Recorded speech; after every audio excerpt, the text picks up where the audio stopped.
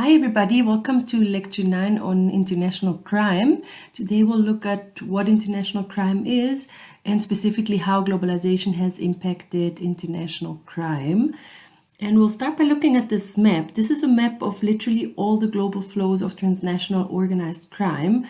So you can see the smuggling of different drugs, of firearms, of migrants, also trafficking of humans, of counterfeit goods, counterfeit medicine, wildlife. So for example, the brown line is wildlife being smuggled to Southeast Asia, to Japan.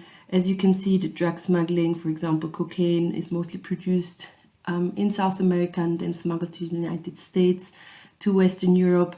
So this is really an overview of all the international crime, the different crime that is happening. And you can clearly see that there's countries of origin and countries of destination, and there's quite specific routes that are being followed. This is from 2017 from the United Nations Office for Drugs and Crime.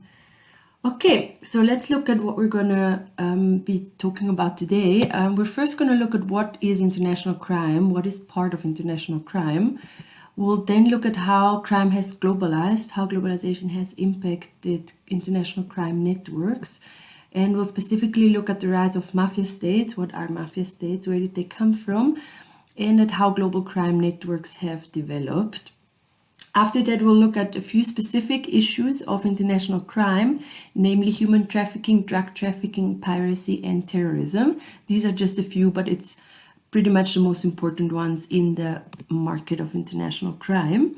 And we'll close the session by looking at how international crime has been fought and what institutions exist to fight international crime. Okay, so let's get started. Now, when we talk about international crime, there's a variety of issues that are comprised in that term, right? So we look at organized crime, we look at human and organ trafficking, we're talking about drug trafficking, arms trafficking, money laundering, computer crime, cyber crime that has very much increased because of globalization with new technology. We look at terrorism as well, at piracy, and at poaching as well. So there's a lot of very different types of international crime that fall under this specific term and that have different trade routes and different countries of origin and countries of destination.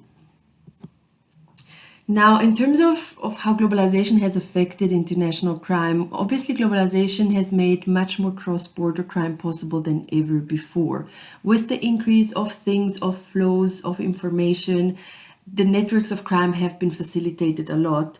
And obviously, technology and air freight and shipping containers, all of these transport modes have facilitated trade not only for legal goods but also for illegal goods.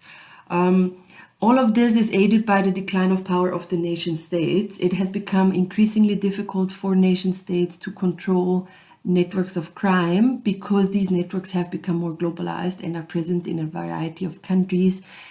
They are active across borders, so for nation states it is increasingly difficult to control their borders, to control their trade, and also to address or to tackle issues of networks of crime.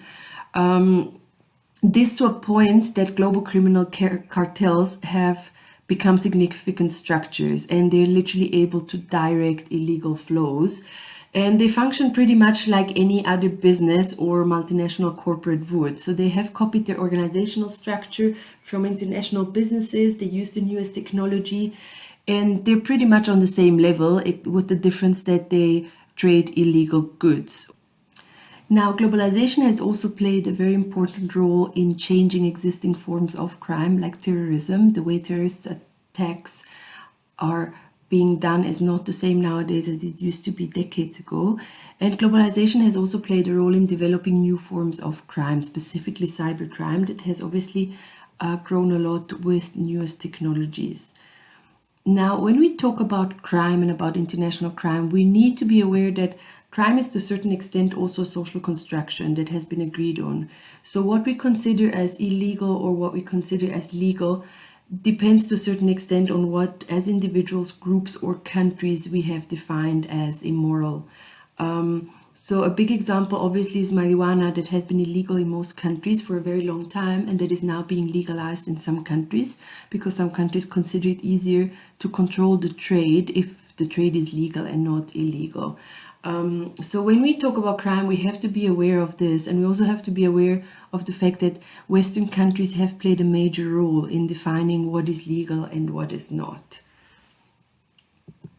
Now, international crime has become quite a mass phenomenon. I'm sure you know the people on the right, to the extent that some leaders of criminal organizations have become quasi-celebrities, right? Pablo Escobar, obviously, with the series that have been made on him, has reached that status.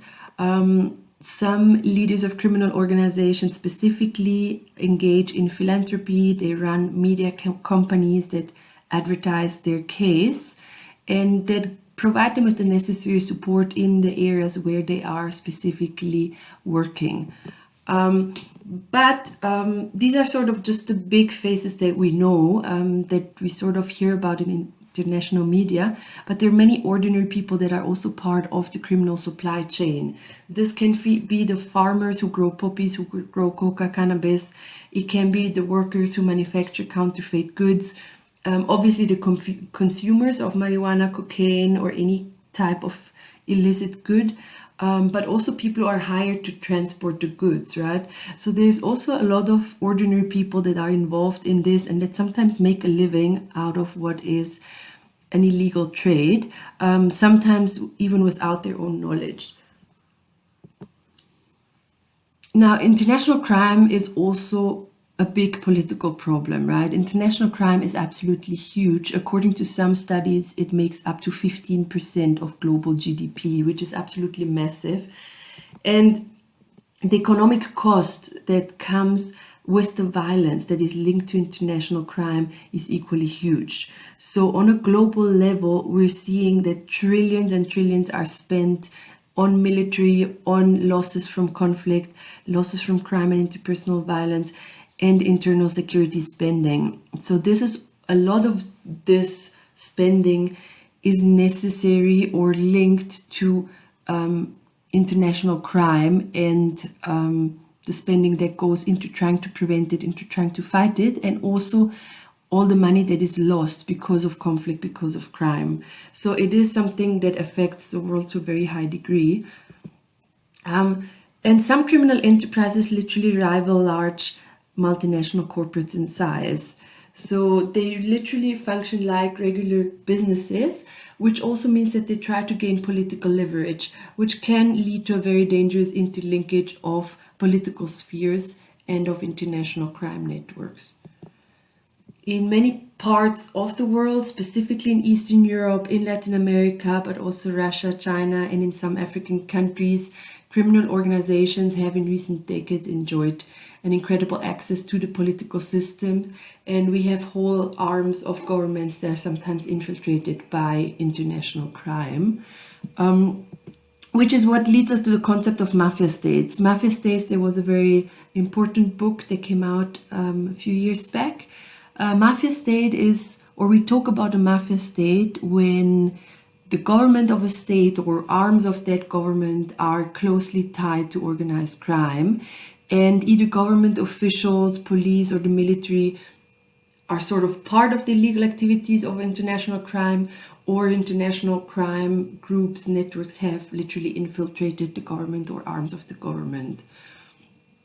Now, this has happened in the governments of a variety of countries that have been heavily penetrated by organized crime, particularly countries that have gone through periods of unstable governments, particularly countries, for example, after the end of the Soviet Union, where countries were splitting apart and going through an unstable period where governments were sort of trying to find their foot.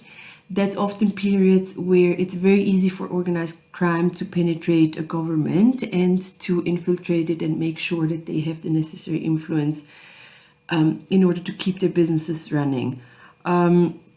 So overall, organized criminals exert a significant influence over strategic sectors in the world economy. So for example, the whole sector around natural gas, around the trade of aluminium, but many other goods as well are heavily infiltrated by criminal networks, which makes it very difficult to have a regular trade and that is not linked to violence.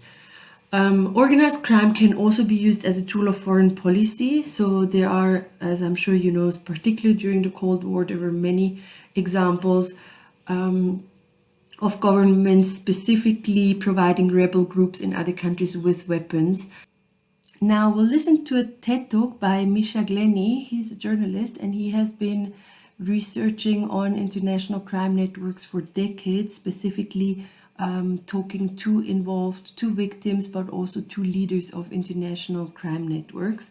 So he will provide us with his first-hand insights. While you listen to the talk, please keep the following questions in mind. To what extent does he attribute the sharp increase in crime globally? What political and economic systems does he mention and what effects do these have? How have government officials and politicians become entangled in international crime? And if so, how has globalization facilitated transnational crime? So just keep these ones in mind while you watch the TED Talk. And here we go.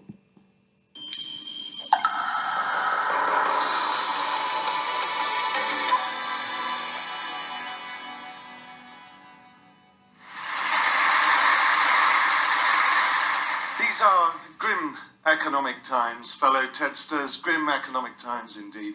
And so I would like to cheer you up with one of the great, albeit largely unknown, commercial success stories of the past 20 years, comparable in its own very peculiar way to the achievements of Microsoft or Google. And it's an industry which has bucked the current recession with equanimity. I refer to organized crime. Now, organized crime has been around for a very long time, I hear you say, and these would be wise words indeed. But in the last 2 decades, it has experienced an unprecedented expansion, now accounting for roughly 15% of the world's GDP. I like to call it the global shadow economy, or McMafia for short. So what triggered this extraordinary growth in cross-border crime? Well, of course, there's globalization, technology, communications, all that stuff, which we'll talk about a little bit later. But first, I would like to take you back to this event. The collapse of communism all across Eastern Europe, a most momentous episode in our post-war history. Now, it's time for full disclosure. This event meant a great deal to me personally. I had started smuggling books across the Iron Curtain to democratic opposition groups in Eastern Europe, like Solidarity in Poland, when I was in my teens. I then started writing about Eastern Europe, and eventually I became the BBC's chief correspondent for the region, which is what I was doing in 1989. And so when 425 million people finally won the right to choose their own governments, I was ecstatic. But I was also a touch worried about some of the nastier things lurking behind the wall. It wasn't long, for example, before ethnic nationalism reared its bloody head in Yugoslavia. And amongst the chaos, amidst the euphoria, it took me a little while to understand that some of the people who had wielded power before 1989 in Eastern Europe continued to do so after the revolutions there. Obviously, there were characters like this. But there were also some more unexpected people who played a critical role in what was going on in Eastern Europe, like this character. Remember these guys? They used to win the gold medals in weightlifting and wrestling every 4 years in the Olympics. And they were the great celebrities of communism with a fabulous lifestyle to go with it. They used to get great apartments in the center of town, casual sex on tap, and they could travel to the West very freely, which was a great luxury at the time. Now, it may come as a surprise, but they played a critical role in the emergence of the market economy in Eastern Europe. Or as I like to call them, they are the midwives of capitalism. Here are some of those same weightlifters after their 1989 makeover. Now, in Bulgaria, this photograph was taken in Bulgaria, when communism collapsed all over Eastern Europe, it wasn't just communism, it was the state that collapsed as well. That means your police force wasn't working, the court system wasn't functioning properly. So what was a businessman in the brave new world of East European capitalism going to do to make sure that his contracts would be honoured? Well, he would turn to people who are called rather prosaically by sociologists privatised law enforcement agencies. We prefer to know them as the mafia. And in Bulgaria, the mafia was soon joined with 14,000 people who were sacked from their jobs in the security services between 1989 and 1991. Now, when your state is collapsing, your economy is heading south at a rate of knots, the last people you want coming onto the labour market are 14,000 men and women whose chief skills are surveillance, are smuggling, building underground networks, and killing people. But that's what happened all over Eastern Europe. Now, when I was working in the 1990s, I spent most of the time covering the appalling conflict in Yugoslavia. And I couldn't help notice that the people who were perpetrating the appalling atrocities, the paramilitary organizations, were actually the same people running the organized criminal syndicates. And I came to think that behind the violence lay a sinister criminal enterprise. And so I resolved to travel around the world examining this global criminal underworld by talking to policemen, by talking to victims, by talking to consumers of illicit goods and services, but above all else, by talking to the gangsters themselves. And the Balkans was a fabulous place to start. Why? Well, of course, there was the issue of law and order collapsing, but also, as they say in the retail trade, it's location, location, location. And what I noticed at the beginning of my research, that the Balkans had turned into a vast transit zone for illicit goods and services coming from all over the world. Heroin, cocaine, women being trafficked into prostitution, and precious minerals. And where were they heading? The European Union, which by now was beginning to reap the benefits of globalization, transforming it into the most affluent consumer market in history, eventually comprising some 500 million people. And a significant minority of those 500 million people like to spend some of their leisure time and spare cash sleeping with prostitutes, sticking 50-euro notes up their nose, and employing illegal migrant labour. Now, organised crime in a globalising world operates in the same way as any other business. It has zones of production, like Afghanistan and Colombia. It has zones of distribution, like Mexico and the Balkans. And then, of course, it has zones of consumption, like the European Union, Japan, and, of course, the United States. The zones of production and distribution tend to lie in the developing world, and they are often threatened by appalling violence and bloodshed. Take Mexico, for example. 6,000 people killed there in the last 18 months as a direct consequence of the cocaine trade. But what about the Democratic Republic of Congo? Since 1998, 5 million people have died there. It's not a conflict you read about much in the newspapers, but it's the biggest conflict on this planet since the Second World War. And why is it? Because mafias from all around the world cooperate with local paramilitaries in order to seize the supplies of the rich mineral resources of the region. In the year 2000, 80% of the world's coltan was sourced to the killing fields of the Eastern Democratic Republic of Congo. Now, coltan you will find in almost every mobile phone, almost every laptop and games console. The Congolese warlords were selling this stuff to the mafia in exchange for weapons, and the mafia would then sell it on to Western markets.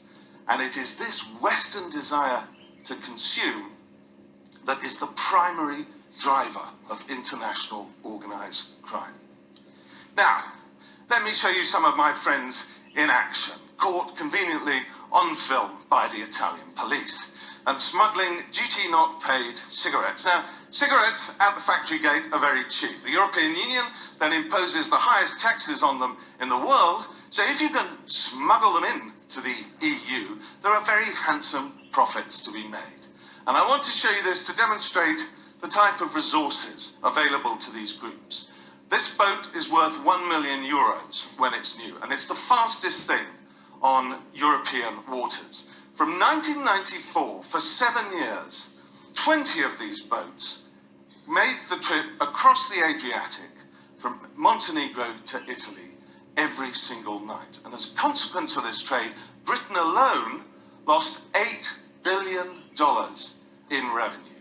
And instead, that money went to underwrite the wars in Yugoslavia and line the pockets of unscrupulous individuals.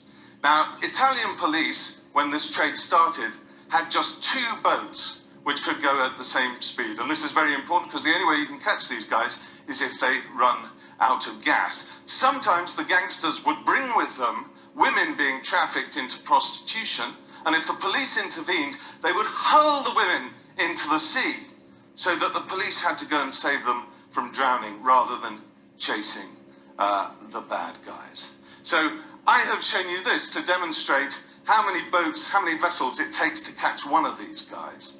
And the answer is 6 vessels. And remember, 20 of these speedboats were coming across the Adriatic every single night.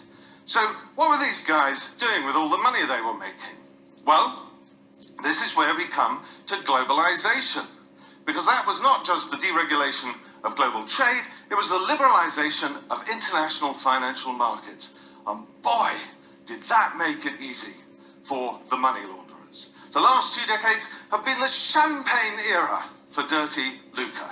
In the 1990s, we saw financial centers around the world competing for their business, and there was simply no effective mechanism to prevent money laundering. And a lot of licit banks were also happy to accept deposits from very dubious sources without questions being asked.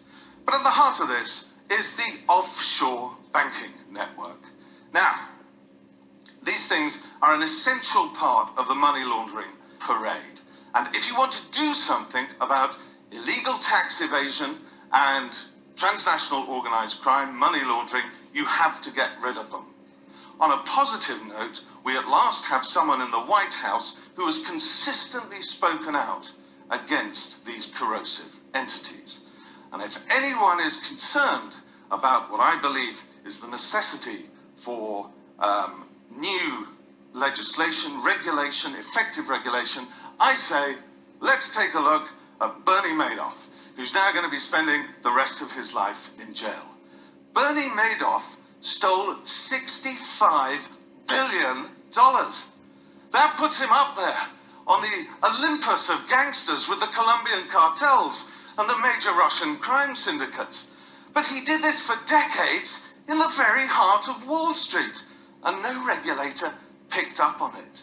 So, how many other Madoffs are there in Wall Street or in the City of London, fleecing ordinary folk and money laundering? Well, I can tell you, it's quite a few of them.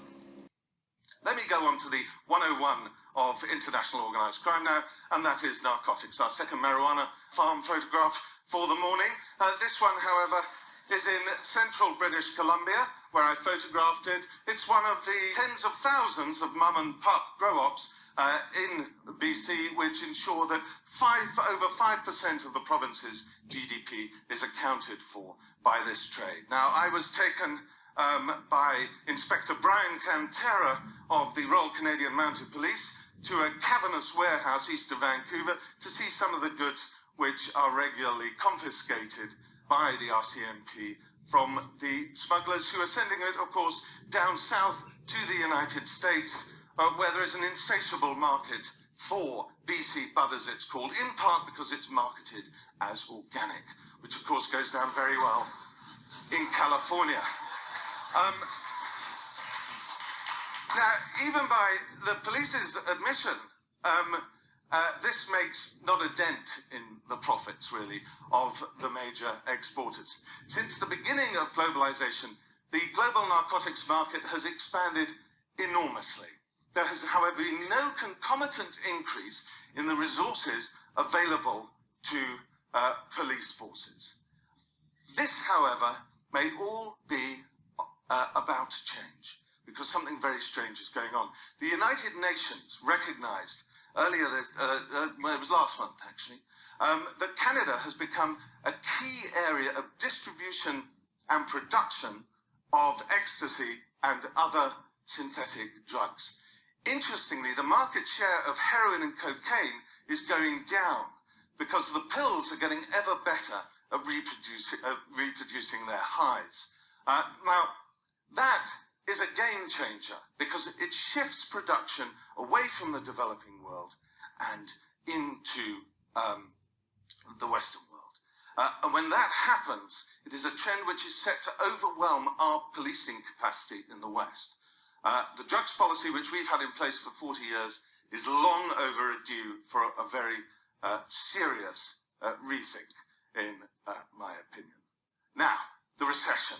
Well, organised crime has already adapted very well to the recession. Not surprising, the most opportunistic industry in the whole world, and it has no rules to its regulatory system, except, of course, it has two business risks: arrest by law enforcement, which is frankly the least of their worries, and competition from other groups, i.e. a bullet in the back of their head. What they've done is they've shifted their operations. People don't smoke as much dope or visit prostitutes quite so frequently during a recession. And so instead, they have invaded financial and corporate crime in a big way, but above all, two sectors, and that is counterfeit goods and cybercrime. And it's been terribly successful. I would like to introduce you to Mr. Pringle, or perhaps I should say, more accurately, Senor Pringle. I was introduced to this bit of kit by a Brazilian cybercriminal. We sat in a car on the Avenue Paulista in Sao Paulo together, hooked it up to my laptop, and within about 5 minutes, he had penetrated the computer security system of a major Brazilian bank. It's really not that difficult. And it's actually much easier because the fascinating thing about cybercrime is that it's not so much the technology. The key to cybercrime is what we call social engineering. Or to use the technical term for it, there's one born every minute. You would not believe how easy it is to persuade people to do things with their computers which are objectively not in their interests. And it was very soon when the cybercriminals learned that the quickest way to do this, of course, the quickest way to a person's wallet is through the promise of sex and love. I expect some of you remember the I Love You virus, one of the very great worldwide viruses that came on. Now, I was very fortunate when the I Love You virus came out because the first person I received it from was an ex-girlfriend of mine. Now, she harbored all sorts of sentiments and emotions towards me at the time, but love was not amongst them. And so, as soon as I saw this drop into my inbox, I dispatched it hastily to the recycle bin and spared myself a very nasty infection. So, cybercrime, do watch out for it. One thing we do know that the internet is doing is the internet is assisting these guys. These are mosquitoes who carry the malarial parasite which infests our blood when the mozzie has had a free meal at our expense. Now, artesunate is a very effective drug at destroying the parasite in the early days of infection. But over the past year or so, researchers in Cambodia have discovered that what's happening is the malarial parasite is developing a resistance. And they fear the reason why it's developing a resistance is because Cambodians can't afford the drugs on the commercial market, and so they buy it from the internet. And these pills contain only low doses of the active ingredient, which is why things are beginning, the parasite is beginning to develop a resistance. The reason I say this is because we have to know that organized crime impacts all sorts of areas of our lives. You don't have to sleep with prostitutes or take drugs in order to have a relationship with organized crime. They affect our bank accounts, they affect our communications, our pension funds, they even affect the food that we eat and our governance. This is no longer an issue of Sicilians from Palermo and New York. There's no romance involved with gangsters in the 21st century. This is a mighty industry, and it creates instability and violence wherever it goes. It is a major economic force, and we need to take it very, very seriously. It's been a privilege talking to you. Thank you very much.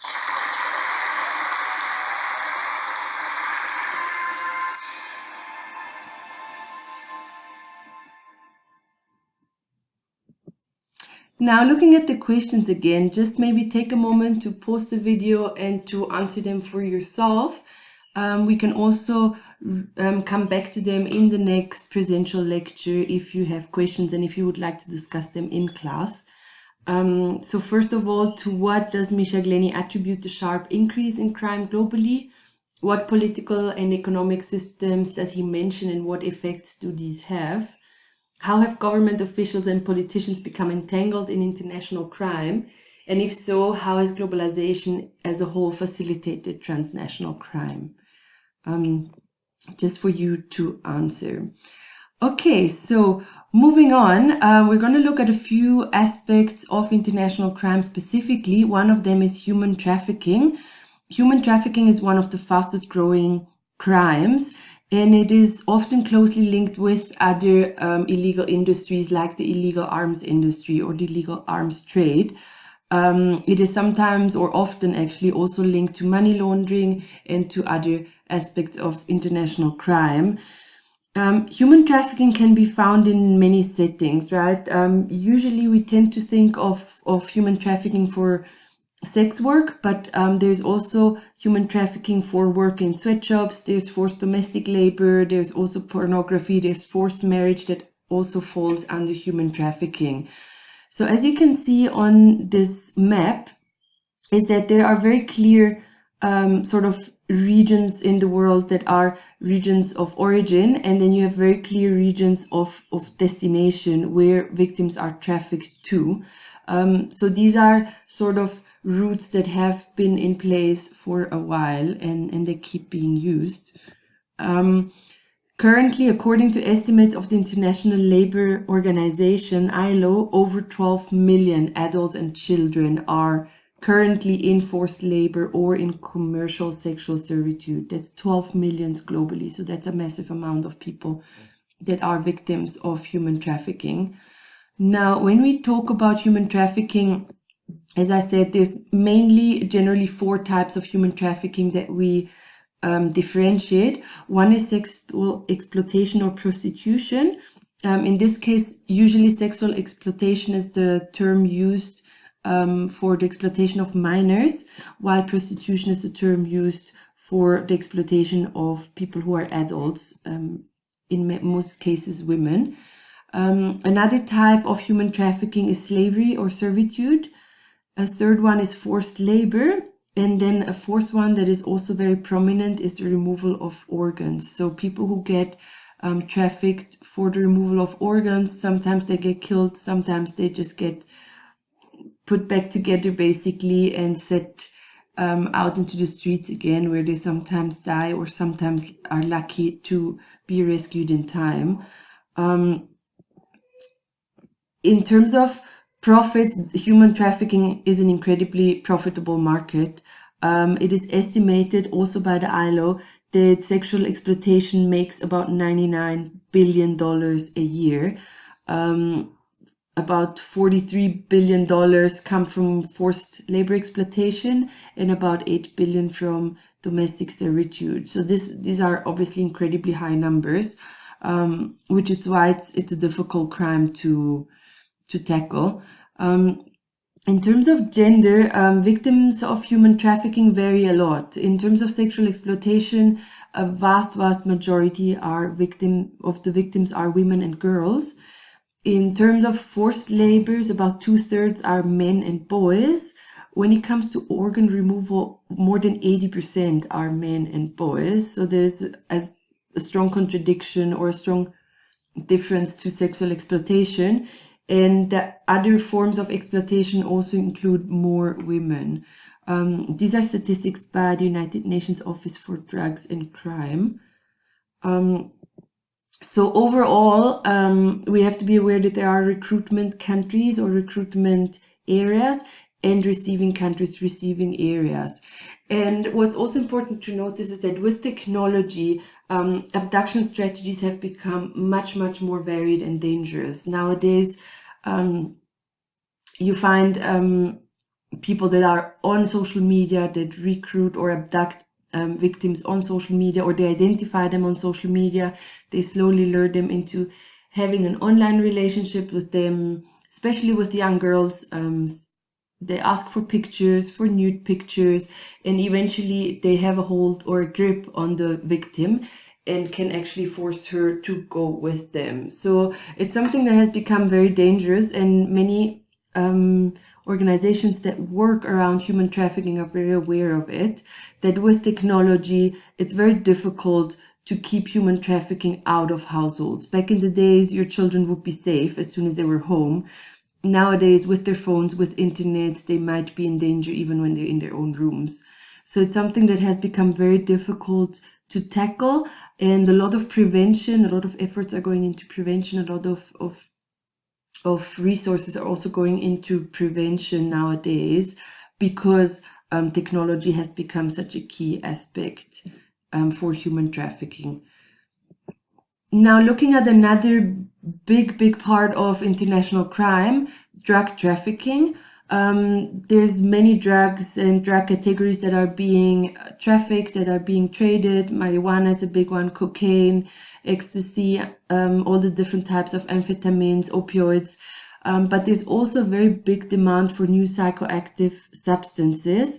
And there's literally new substances that are created and put on the market every day. So the fight to even identify those substances and to identify what someone has taken is becoming more and more difficult. And it is also becoming more and more difficult for doctors to treat people that come to a hospital with an overdose, because they often have taken a mix of different drugs. So it is often very difficult for doctors to even know how to treat. And it is also difficult for national authorities to track those new substances. What was important in the video that Misha Glenny mentioned as well is that many of these psychoactive substances are actually produced in Western countries, which sort of shifts this trading routes and almost cuts them off. And it brings the violence that is related to the drug trafficking to countries that have not until now experienced that violence. So it is shifting the problems to new areas, which will require those countries to find new answers to the problem. So here on this map, you see the global trafficking flows of cocaine, solely of cocaine. Now you can see most of it is obviously produced in the northern part of South America. Colombia is still a hotspot, and it is then smuggled through Central America, through the Caribbean, sometimes straight, a lot of it through Mexico, and then into the United States. Some of it is also directly smuggled to Europe, mostly to Spain, from where it then goes to other European countries. And as you can see, some of it also goes from Brazil straight to West Africa, or from Venezuela straight to South Africa. So these are the main routes in terms of flows of cocaine.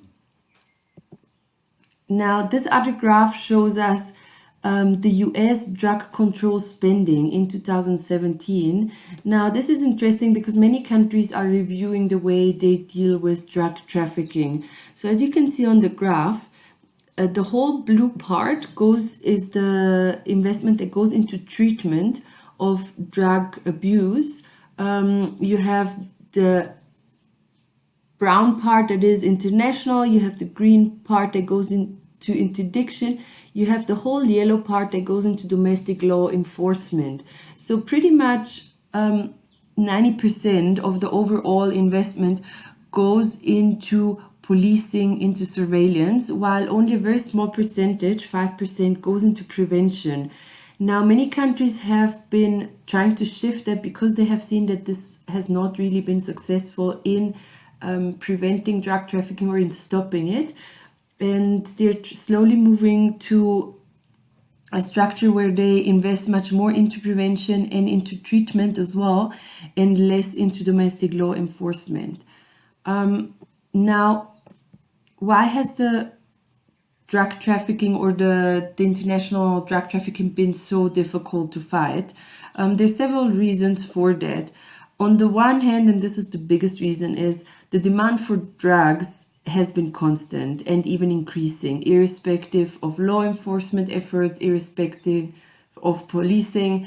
The demand is there, and it's generally rather increasing. So it's very difficult to fight the supply. Also, overall, coercion and tough law enforcement has not really proven successful. So there is this shift that I mentioned from instead of seeing it as a policing problem to rather treat drug addiction as a public health problem, which sort of shifts it into seeing it as something that needs to be treated, as something that needs to be prevented more instead of being policed. So that is a shift that we're seeing because the law enforcement has not been very successful throughout all these decades in most countries. Now, the problem also with trying to eradicate the supply of drugs is that it inflicts harm on the farmers that supply the drugs, and often that's impoverished farmers that don't necessarily have many other options than to cultivate drugs. So it also sometimes might affect the wrong people. In general, what is also important to note is that international drug policy has been modeled pretty much on the US drug policy. So we've seen a big focus on policing and on incarceration, and it has actually not really curbed the consumption. So because the US was following a very policing focused model, international drug policy has mostly been following that. And only in recent years we're seeing a shift to different types of dealing with the drug trafficking problem. So as I mentioned, some regions are now experimenting with decriminalization. Portugal is one of the key examples, and certain US states as well. Portugal was dealing with a very, very high rate of HIV infection, with very high rates of death linked to drug overuse, overconsumption. And they decided to decriminalize all drugs. They're absolutely unique worldwide in terms of decriminalizing all drugs. And their statistics actually show that they have been able to reduce HIV transmissions, they've been able to reduce death cases linked to drug abuse, they've been able to reduce violence around drug trafficking as well, because there's no need for trafficking anymore since it's legal. And they've therefore been able to reduce the amounts that go into policing, and they've been able to redirect a lot of those budgets into health, into prevention, into treatment. So it is a model that the world is currently looking at, and because it has shown some success so far.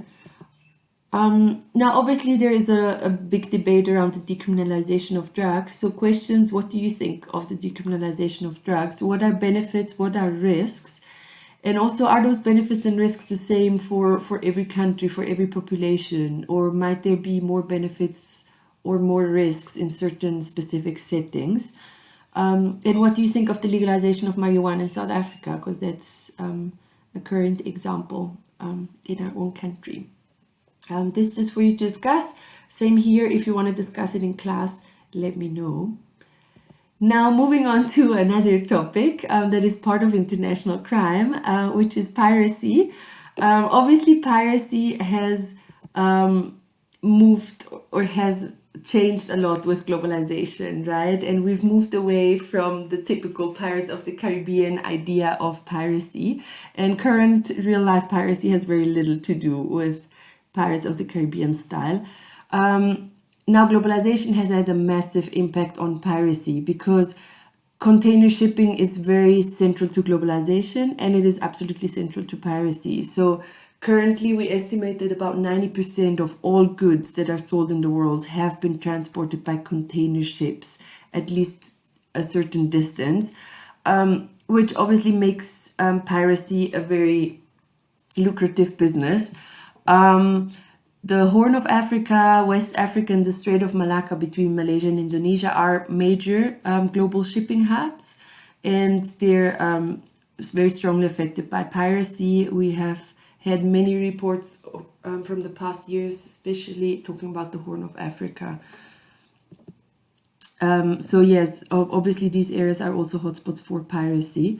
And what we need to realize is that pirates are using modern technology as well. So they're also using GPS, they're using satellite phones, and they can make a lot of money by capturing ships. So it is a very lucrative business, and therefore piracy is able to function with the newest technology, and it's difficult to fight.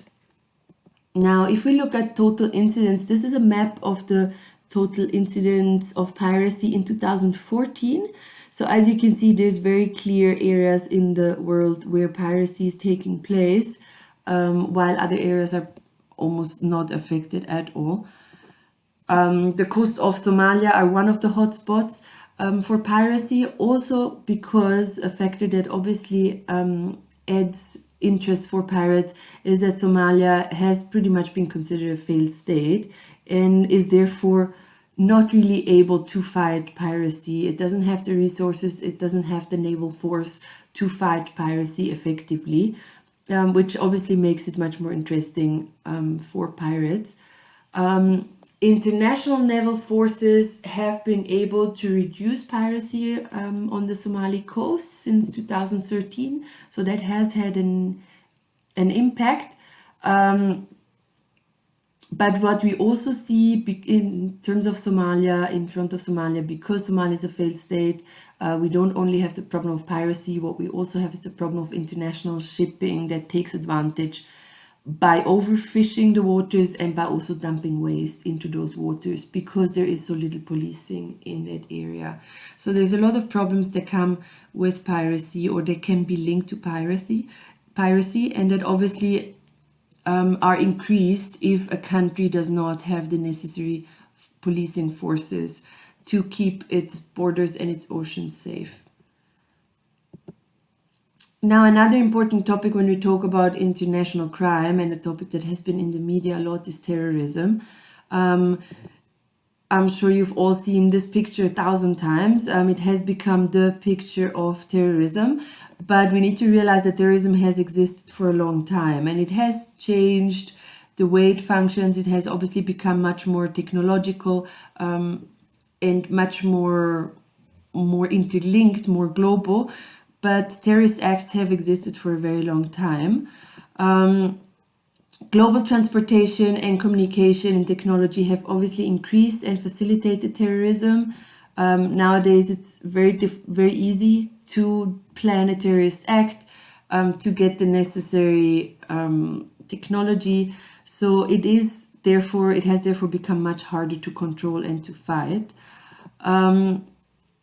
Many terrorist organizations nowadays are also involved in other illegal businesses. So they're involved in drug trafficking and other businesses that provide them with the necessary money that they need for terrorist acts to take place.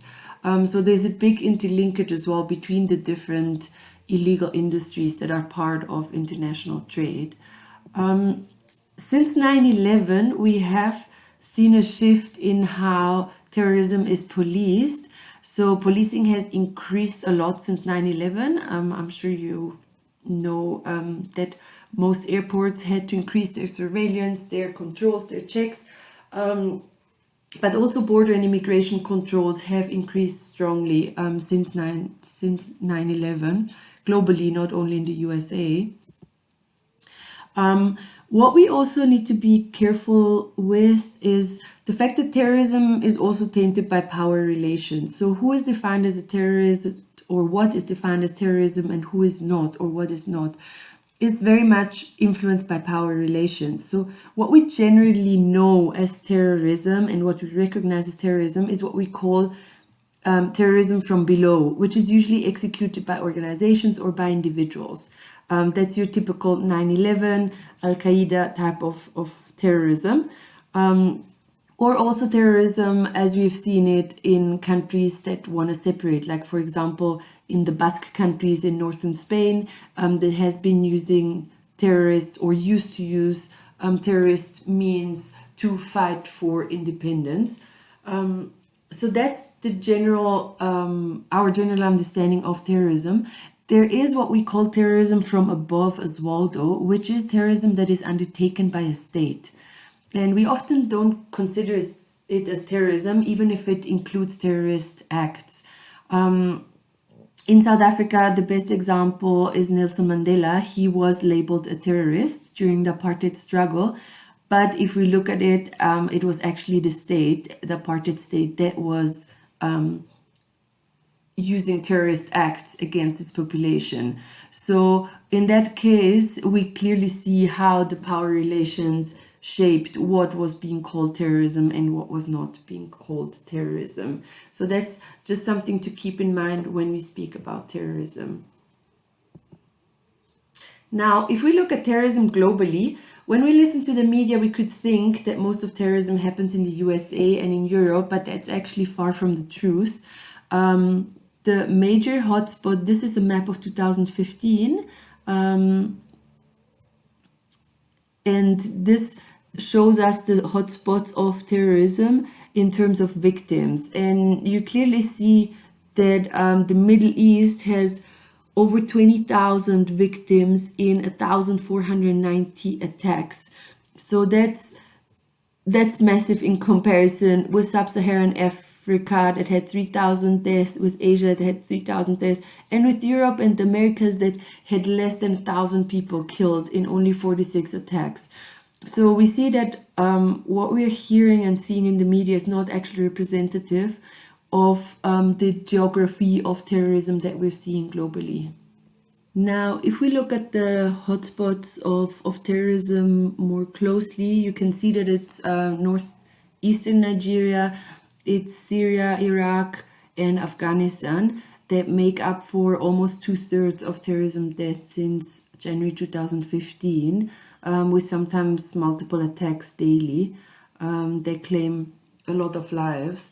This is from the Washington Post, so you can find more information and more data on the different attacks as well. So what we see in the media is not necessarily representative of what is happening globally and where terrorism is currently taking place the most. Now, to close for today's session, let's also look at how international crime is being fought or has been fought. One of the major institutions is the United Nations Office on Drugs and Crime, UNODC. It is basically the UN body to fight against illicit drugs and international crime. It was established in 1997, so it's not that old, but it was established through a merger between the United Nations Drug Control Program and the Center for International Crime Prevention. So those institutions have been there for as long as the UN has been in its existence, more or less, and they've merged into what is the United Nations Office on Drugs and Crime in 1997. The United Nations Office on Drugs and Crime operates in all regions of the world, so it has quite an extensive network of field offices in most countries, and it generally works by assisting member states in their struggle against illicit drugs, crime, and terrorism. So its work has three main pillars. On the one hand, field-based technical cooperation projects, so that's specific projects that are usually executed together with the government or with other involved parties in the country. That is field-based technical work. So it can be prevention work, it can be assistance, it can be assistance in policing as well. Another pillar is research, in order to gather more information and more data on international crime in different countries, in order to then obviously inform what will be the field-based cooperation projects and to have the research basis for it. And the third big pillar is normative work, so legislative work, to assist states when it comes to the ratification and the design as well, and the implementation of treaties and of policies to fight international crime. There are different areas of work that cover pretty much all of the international crime spheres. So one of it is organized crime and trafficking. That includes the smuggling of drugs, of weapons, of natural resources, of counterfeit goods, and of human beings as well. Another area of work, an important one, is corruption as well, crime prevention, criminal justice reforms, drug abuse prevention and health, and also terrorism prevention. So these are sort of the main areas of work that the United Nations Office on Drugs and Crime is targeting in all the countries where they are present. Another important body when it comes to fighting international crime is Interpol. Interpol is basically the world's largest international police organization. It has 192 member countries, so pretty much all countries are part of it. And its role is basically to enable collaboration between the police globally and to ensure that police globally has the access to the necessary tools, services, and information, and sometimes also training. So it's literally creating the link between national policing systems and global, and make access more global, and also allow for a shared action. However, usually action is taken within the limits of the laws of each country, right? Which sometimes can make it complicated, which is why it is important that countries work together and collaborate, particularly because international crime has become so globalized and because the crime routes usually go through a variety of countries. So usually action has to be collaboratory, and Interpol is the institution that facilitates that.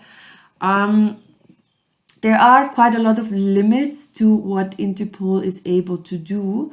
On the one hand, what I just mentioned, that law enforcement is still domestic, laws are still domestic, while criminal organizations are international. So it's not always easy for countries to collaborate because their law enforcement might be different. In 2006, Interpol tried to push for new policies to help this cross-border cooperation that is so necessary to tackle or to fight international crime. However, the then president of Interpol turned out to be a criminal himself, and he was sentenced. He was found to be guilty of trafficking and of being involved in a lot of international crime himself. This was a massive throwback, a massive limitation for Interpol, and it has deeply affected its functionality because it has suffered from a big trust problem. And if local police is not willing to share information, to take joint action with police from other countries, then it's very difficult for Interpol to actually be functional. So recreating those networks of trust is fundamental for Interpol to become more functional again, and to actually be able to fight international crime on an international level. There are obviously more regional efforts where, for example, in the European Union, the local police forces work together on a European level. There are other examples around the world as well. In Latin America, certain countries also have alliances where they work together in order to fight international crime and to track criminals along their routes and trading routes. Okay, now to close for today, questions.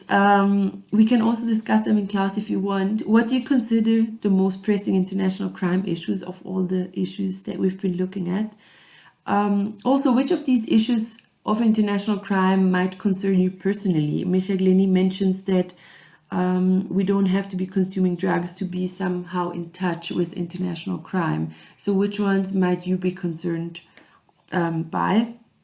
Also, can anything be done to increase the efficiency in the fight against international crime? What would that be? And if you're thinking of global policing, also what would be risks of global policing? What are benefits, but what would also be risks of it? Okay, so that's it for today's session. Next week, as you know, holidays. After your holidays, we'll have an online tutorial on international crime, and then we'll see each other in class again on the 11th October for the lecture on China. Thank you very much for your attention, and I'll see you on the 11th.